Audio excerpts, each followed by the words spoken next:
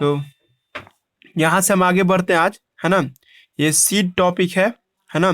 और seed topic में हम बता दिए थे आपको कि सीड में इंडोस्पर्म हो भी सकता है और नहीं भी हो सकता है। ये भी बहुत वीवीआई है जी, बिहार बोर्ड वाले बच्चे के लिए, है ना। आपसे पूछेगा इंडोस्पर्मस सीड, तो उसका क्या जवाब होगा? इसका हम लोग जवाब देंगे ऑल मोनोकॉट प्लांट, है ना। और आपको नॉन इंडोस्पर्मस सीड, जिसका जवाब होगा ऑल डाइकॉट प्लांट। जितने भी डाइकॉट प्लांट है उसको नॉन इंडोस्पर्मस कहेंगे, जितने भी मोनोकॉट प्लांट है उसको हम लोग क्या नाम देंगे? इंडोस्पर्मस के नाम से बुलाते हैं जी, ठीक है। उसके बाद, है ना, एक्सेप्शन ही पूछता है, कास्टर डाइकॉट होने के बावजूद भी इंडोस्पर्म रखता है सर। और है ना, ये ऑर्किड जो है ना सर, मोनोकॉट होने के बावजूद भी सर क्या होता है, इंडोस्पर्म को नहीं रख पाता है जी, ठीक है। तो इंडोस्पर्मस नॉन इंडोस्पर्मस के बीच का डिफरेंस तुम लोग को समझ में आ जाना चाहिए, और मेडिकल में भी ये सब पूछता है जी, ठीक है। तो ध्यान रखना पड़ेगा आप लोग को, ये इंडोस्पर्मस क्या है और नॉन इंडोस्पर्मस क्या है जी, ठीक है। अब हम लोग आगे बढ़ रहे हैं जी, ठीक है। हम लोग ये देखना चाह रहे हैं कि ये रहा पेज, है ना जी, देखो रीडिंग दे रहे हैं। इन एंजियोस्पर्म, है ना, the seed is the final product of sexual reproduction. It is often describe as fertilize ovule. इसको हम लोग क्या नाम देते हैं? फर्टिलाइज ओव्यूल के नाम से लाते हैं। सीड फॉर्म इनसाइड फ्रूट, है ना। सीड क्या होता है सर? आपको फल के अंदर बनता है। A typical seed consist of seed coat. एक किसके अंदर में क्या देखते हैं? सीड कोट दिखाई देता है, कोटालीडॉन दिखाई देता है, और इम्ब्रायो एक्सिस दिखाई देता है जी, ठीक है। कोटालीडॉन, है ना, of embryo axis are simple structure, है ना। थिंक, आपको लिखा thick swollen due to the storage of food, reserve material सब इसके अंदर में पाया जाता है ना। इसमें मैच्योर सीड जो होता है सर नॉन अल्बुमिनस और एक्स अल्बुमिनस कहते हैं, है ना, जिसमें आपको इंडोस्पर्म नहीं पाया जाता है, नो इंडोस्पर्म, है ना। इसको हम लोग क्या नाम है? एक्स अल्बुमिनस।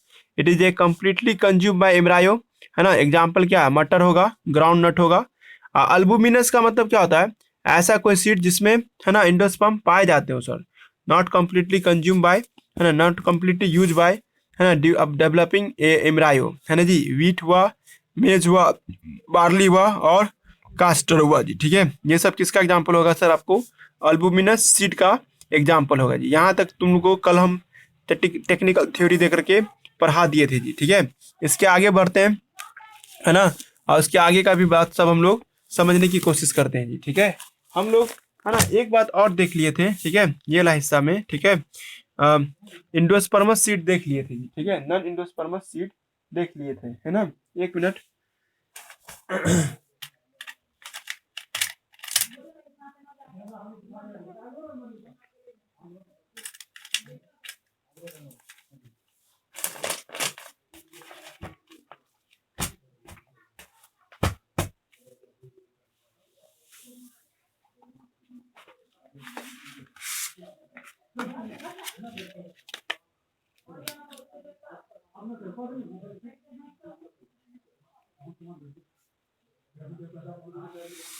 है ना, यहाँ पे कुछ नया बातें हम लोग कर रहे हैं जी, ठीक है। टॉपिक का नाम क्या? आपको सीड हम पढ़ा चुके हैं आप लोगों को, ठीक है जी। एक मिनट, है ना, तो हम आपको सीड पढ़ा चुके हैं जी, ठीक है। सीड का टॉपिक डिस्कस कर चुके हैं जी, ठीक है। ये बातें हो चुकी हैं जी, ठीक है। अब हम लोग को एक नया टॉपिक पे डिस्कस करना है जी। सब आदमी सुनो, है ना। टॉपिक हम लोग जब पढ़ रहे थे ओव्यूल, है ना, तो ओव्यूल में हम लोग क्या देख रहे थे? एक स्ट्रक्चर दिखाई दे रहा था सर, जिसका नाम क्या था आपको? है ना, इस जगह पे हम लोग को, है ना, न्यूसिलस दिखाई दे रहा था जी, ठीक है। इसको हम लोग क्या नाम देते हैं? न्यूसिलस के नाम से बुलाते हैं जी, ठीक है। और, है ना, इसके अंदर में क्या था? Embryo sac. तुमको हम बताए थे कि जब एमएमसी सब बन जाता है तो न्यूसिलस का काम खत्म हो जाता है। लेकिन यहाँ पे क्या होता है? कुछ पेड़ ऐसे होते हैं सर जिसमें फर्टिलाइजेशन के बाद, है ना जी, फर्टिलाइजेशन के बाद, है ना, अभी भी न्यूसिलस बना ही हुआ है सर। न्यूसिलस का कवर दिखाई दे रहा है सर, परसिस्टेंट न्यूसिलस। परसिस्टेंट का मतलब समझते हो ना, यानी कि कुछ बचा खुचा, है ना, परसिस्टेंट, है ना, आपको न्यूसिलस रह ही जाता है जी, ठीक है। न्यूसिलस रह जाता है आफ्टर फर्टिलाइजेशन। जबकि हम तुमको पढ़ा है, नियम है कि फर्टिलाइजेशन बाद ये हिस्सा किस में बदल जाएगा? सीड में, है ना। जो बनना होगा इंडोस्पर्म तो यहाँ बनेगा, और जो इम्ब्रायो बनना होगा सर यहाँ बनेगा। लेकिन इंडोस्पर्म के अलावा आपको एक खाना जमा करने वाला रीजन दिखाई देता है जी, ठीक है। खाना जमा करने वाला रीजन दिखाई देता है। इस रीजन को हम लोग क्या नाम देते हैं? इस रीजन को हम लोग नाम देते हैं, है ना, न्यूसिलस, है ना। लेकिन सर फर्टिलाइजेशन के बाद यही न्यूक्लियस है ना सर डेवलप कर जाता है जी, ठीक है। और डेवलप करके एक खास स्ट्रक्चर में बदल जाता है जिसका नाम क्या है सर, आपको पेरीस्पर्म। इसको हम किस नाम से बुलाते हैं, पेरीस्पर्म के नाम से बुलाते हैं जी, ठीक है। पेरीस्पर्म है ना जी, मेडिकल में पूछ देगा है ना कि पेरीस्पर्म क्या है। तो पेरीस्पर्म एक ऐसा स्ट्रक्चर है सर, है ना जी, जो है ना किसको कवर करता है सर, आपको है ना इस स्ट्रक्चर को है ना कवर करता है पेरीस्पर्म। देखो हम सीधा सीधी बोले, कुछ सीड में है ना सर, है ना कुछ सीड में इंडोस्पर्म के अलावा है ना इंडोस्पर्म होगा ही, है ना। इसके अदरवाइज है ना जी ऑल्सो कंटेन, है ना ऑल्सो है ना कंटेन सम न्यूट्रिएंट, है ना कुछ न्यूट्रिशन होता है सर, है ना जी। ऐसे है ना ऐसे केस को हम लोग क्या नाम देते हैं, है ना ऐसे केस को हम लोग नाम देते हैं सर आपको पेरीस्पर्म, है ना जी। इस केस को हम लोग नाम देते हैं सर आपको, है ना पेरीस्पर्म के नाम से बुलाते हैं जी, ठीक है। इस सच कंडीशन को है ना कुछ कंटेन सम न्यूट्रिशन, है ना कॉल्ड, है ना इसको हम लोग क्या नाम देते हैं सर, आपको पेरीस्पर्म के नाम से बुलाते हैं जी, ठीक है। इस घटना को क्या नाम देते हैं, पेरीस्पर्म के नाम से बुलाते हैं। कुछ पेड़ में है ना उसके अलावा भी कहीं न्यूट्रिशन जमा होता है आठी में, है ना सीड में, इसको हम लोग क्या नाम है पेरीस्पर्म, है ना जी। तो तुमसे हम पूछे कि पेरीस्पर्म किससे बना है, तो पेरीस्पर्म न्यूक्लियस से बना है सर कुछ पेड़ में। एग्जाम्पल याद करा दीजिए, तो 3 ही एग्जाम्पल है जी, रटना है। एक है ब्लैक पेपर, काली मिर्च जो होता है जी, ठीक है, उसमें है ना मम्मी मसाला में जो डालते हैं ना कि गोल गोल दाना जैसा स्ट्रक्चर, उसी को ब्लैक पेपर कहते हैं। और दूसरा क्या है सर, आपको दूसरा है ना दूसरा होगा आपको इसके अंदर में, है ना ब्लैक पेपर हुआ। और दूसरा क्या देखते हैं हम लोग, ठीक है, इसके अंदर में बीट है, चुकंदर है। और तीसरा क्या है सर, कास्टर है जी, ठीक है। कास्टर दिखाई देता है जी, ठीक है। कास्टर में भी हम लोग को ये दिखाई देता है जी, ठीक है। कास्टर समझ में आ रहा है ना। ये 3 स्ट्रक्चर में हम लोग को है ना आपको पेरीस्पर्म पाया जाता है जी, ठीक है। पेरीस्पर्म किसमें पाया जाता है, इसमें पाया जाता है जी, ठीक है। समझ में आ रहा है हम क्या बोलना चाह रहे हैं। तो आपको ये सब याद रखना है कि कुछ सीड में पेरीस्पर्म भी पाया जाता है, जो हम अभी तुमको हम पढ़ा दिए जी, ठीक है। एक क्वेश्चन पूछे, कोई है कि नहीं इसमें, राखिया ही है, राफिया एक क्वेश्चन पूछे जी।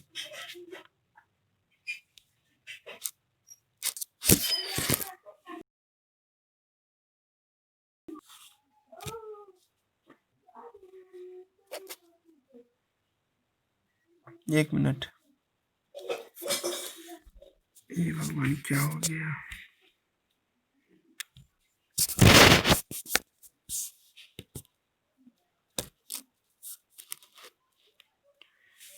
हेलो, आवाज आ रहा है जी, मैसेज तो की हो।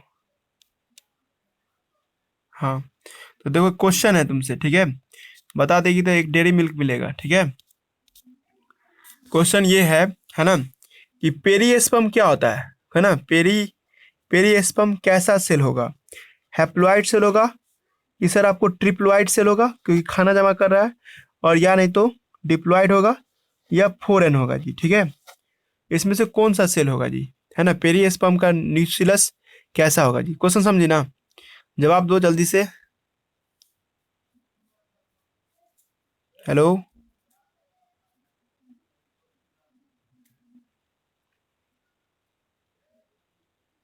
ये सुनाई दिया जी, हाँ जवाब दो। पेरीस्पर्म का क्रोमोसोम क्या होगा, n होगा, 3n होगा कि 2n होगा कि ये होगा, है ना। हमने कहा पेरीस्पर्म का, है ना जी, पेरीस्पर्म का क्रोमोसोम नंबर क्या होगा, ये होगा कि ये होगा कि ये होगा कि ये होगा। कल हम लोग पढ़े थे ना इंडोस्पर्म 3n होता है, कल इस बात का चर्चा हो गया था कि इंडोस्पर्म क्या होता है, 3n होता है जी, ठीक है। पेरीस्पर्म कैसा होता है, हैप्लॉइड होता है कि ट्रिप्लॉइड होता है, डिप्लॉइड होता है या 4n होता है जी, आप समझी।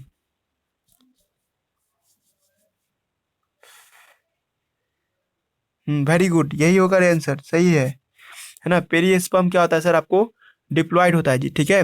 देखो इंडोस्पर्म जो होता है ना जी, कल ही तो फोटोग्राफ बनाए थे, ये इंडोस्पर्म है जी, ऑलवेज इंडोस्पर्म ट्रिप्लॉइड होगा सर, किस में, एंजियोस्पर्म में। और ये एलिरोन का लेयर है, ये भी हम कल पढ़ाए थे। ये क्या देख रहे हो, एलिरोन का लेयर, है ना जी, एलिरोन। एलिरोन भी है ना सर, ये भी आपको क्या देखते हैं, ये भी आपको ट्रिप्लॉइड होता है जी, ट्रिप्लॉइड। और ये है कास्टर का फोटो जी, ठीक है। इसी में पेरीस्पर्म होता है, लिखा हुआ नहीं है पर मान लो इसमें क्या देखते हैं हम सब लोग, पेरीस्पर्म दिखाई देता है जी, ठीक है। अब पेरिस्पर्म तो न्यूक्लियस से ना बना है जी, है ना। हेलो,